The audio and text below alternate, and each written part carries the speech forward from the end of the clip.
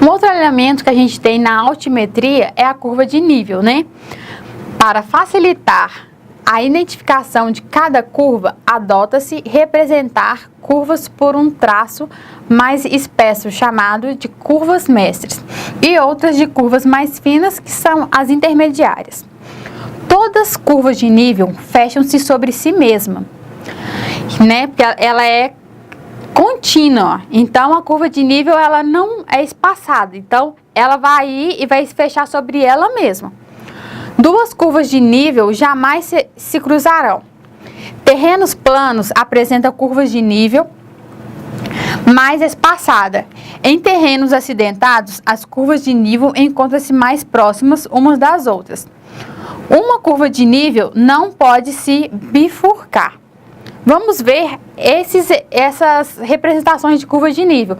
A curva de nível ela vai estar mostrando para você a mudança de um nível para o outro. E elas têm essas regrinhas aqui, de que elas elas se fecham entre si, elas não podem se cruzar e nem se bifurcar.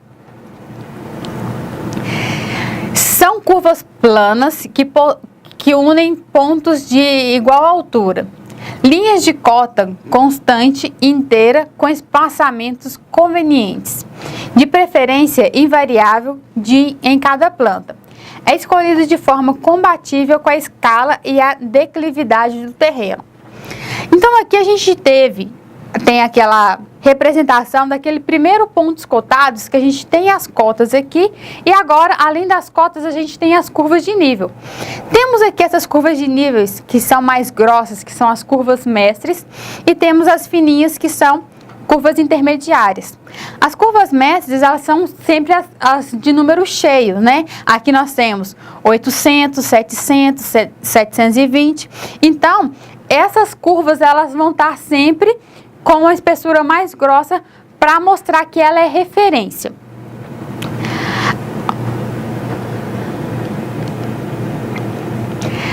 As características de curva de nível, né?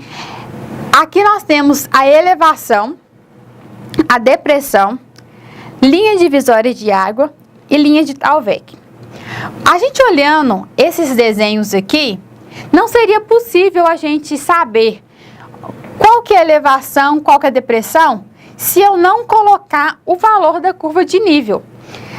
Igual a gente viu aqui no exemplo anterior, a gente tem sempre que cotar o valor da curva de nível para que na representação gráfica seja possível essa visualização.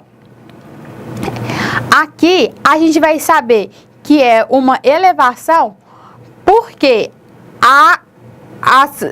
os números, né, aqui representados por letras, está de forma decrescente. E aqui, igualmente, a gente começa, o E está no meio, o D, F.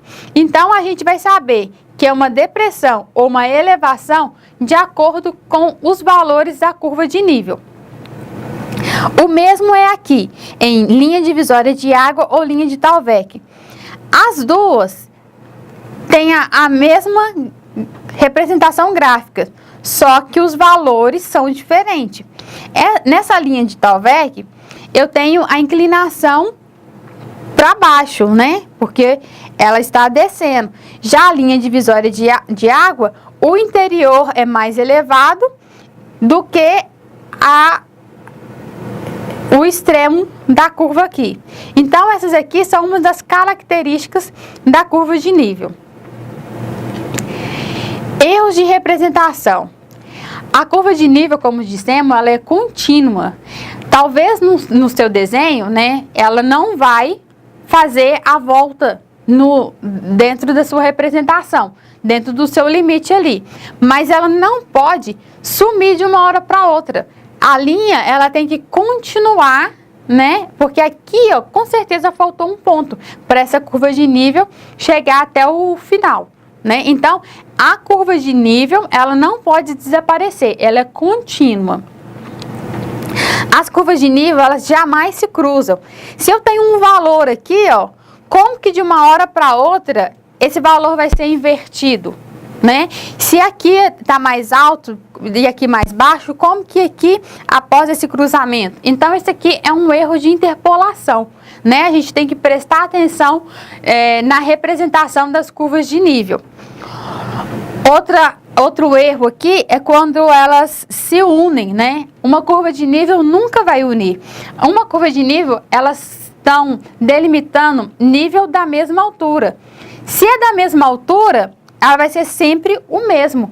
Nunca um nível, aqui nós temos exemplo, 49,50, vai chegar a um determinado ponto que ele vai ser só ou 49 ou só 50. Então, as curvas de nível, elas nunca vão se convergir, elas nunca vão se unir.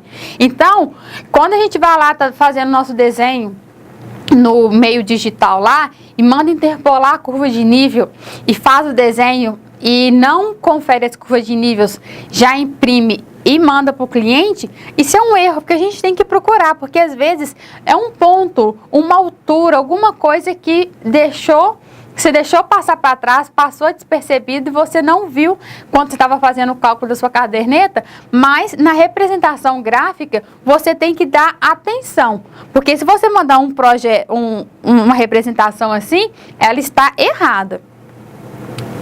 Então, nós finalizamos por aqui a aula de hoje. Aguardo vocês na próxima aula.